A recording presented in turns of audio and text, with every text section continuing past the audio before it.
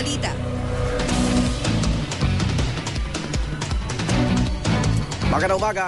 Bagaigan, eksklusibo pong nakakuha ng video ang GMA News ang aktwal na pag-ahon sa cockpit ng eroplano na sinakyan ni DILG Secretary Jesse Robredo. Sa retrieval operation kahapon, na-recover po ang labi ng pilotong si Captain Jesut Bahinting. Pero nawawala pa rin ang Nepalese co-pilot niya. Ang report mula kay Maki Pulido.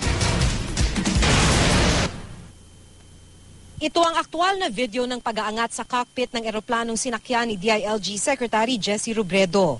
Plano ng mga diver na iangat ang bahagi ng eroplano sa pag-asang ma-recover ang mga pilotong si Captain Jesut Bahinting at ang Nepalese co-pilot na si Kshitij Chan.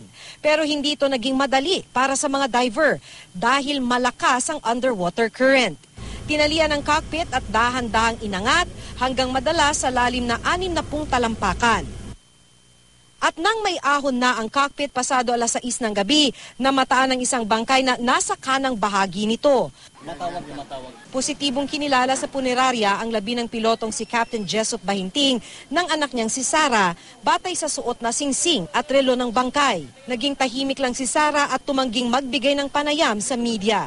Kilalang bihasang piloto si Bahinting na siya pangang CEO at Chief Pilot ng Aviatur. Sa ngayon, hindi pa natatagpuan ang co-pilot na si Chan, pero umaasa ang kanyang pamilya na matatagpuan din siya.